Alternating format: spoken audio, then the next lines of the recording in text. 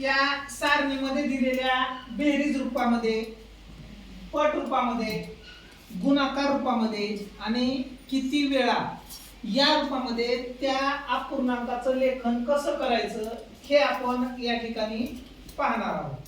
आता एक अपूर्णांक आपण घेतला 5/7. तर या अपूर्णांकाचं आता बेरीज रूपामध्ये लेखन कसं करायचं, तर या अपूर्णांकाचे एक एक भाग आपल्याला घ्यावे लागतील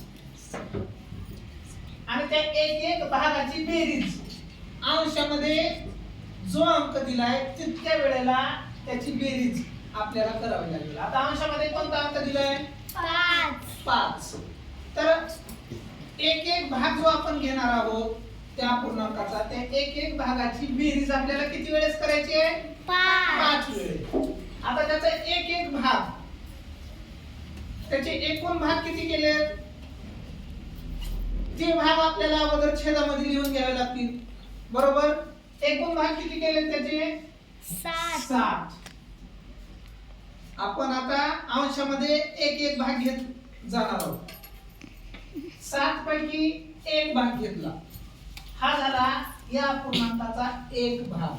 असे किती भाग घ्यायचे आपल्याला 5. म्हणजे बेरीज किती वेळा करावी लागेल आपल्याला, जेव्हा आपण ते एकमेकांमध्ये मिळवत जाऊ त्यावेळेला 4 वेळेला आपल्याला त्याची बेरीज करावी लागेल. अधिक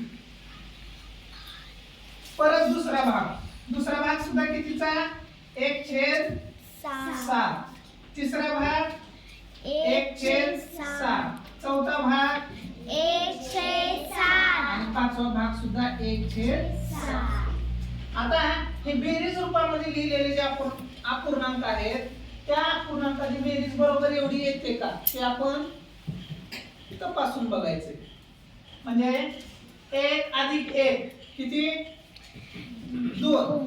2 + 1 3 + 1 4 + 1 5. हे 5 झाली. छेदामध्ये सगळ्याच्या छेदामध्ये 7 आहे म्हणून छेद 7च राहील समान. बरोबर. अंशामध्ये किती आले 5 आणि छेदामध्ये किती आले 7. बेरीज केल्यानंतर आले का, म्हणजे 5/7 याची बेरीज आली. म्हणजे हे बेरीज रूपामध्ये आपण लिहिलेलं बरोबर आहे. त्यानंतर आता हे 5/7 पट रूपामध्ये कसं लिहायचं, तर पट रूपामध्ये ज्यावेळेस आपण लिहितो त्यावेळी त्याचा एक भाग अगोदर आपल्याला इथे लिहून घ्यावा लागेल.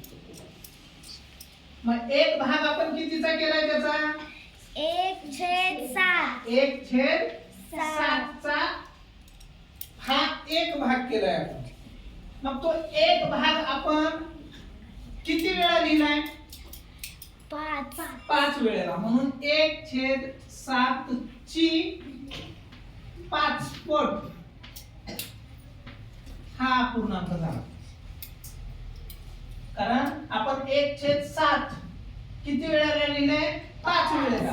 म्हणून 1/7 ची 5 पट केल्यानंतर 5/7 हा पूर्णांक आपल्याला मिळतो. हे पट रूपामध्ये त्याचं लेखन असं करायचं. त्यानंतर गुणाकार रूपामध्ये त्याचं लेखन आता कसं केलं पाहिजे, तर त्याचा एक भाग अगोदर घ्यायचा. गुणाकार रूपामध्ये लेखन करत असताना सुद्धा दिलेला जो अपूर्णांक आहे त्या अपूर्णांकाचा एक भाग आपल्याला घ्यायचा. त्याचा एक भाग कितीचा बनलाय 1/7. 1/7चा एक भाग बनलाय. मग त्याचं गुणाकार रूपामध्ये लिहायचंय. म्हणजे त्याचा किती वेळेला गुणाकार केला तर आपल्याला एवढा गुणाकार मिळतो. तर त्याचा गुणाकार किती वेळेला करावा लागेल आपल्याला मग 5. बरोबर. किती वेळेला 5 वेळेला. म्हणून 1/7 गुणिले 5 असं ज्यावेळी आपण करू, हे ज्यावेळी आपण सोडू त्यावेळी त्याचं उत्तर आपल्याला 5/7 मिळणार आहे. आलं लक्षात. त्यानंतर आता किती वेळा, आता याचं लेखन करत असताना हा 1/7 आपण किती वेळा लिहिलाय 5. किती वेळा लिहावं लागणार आपल्याला 5.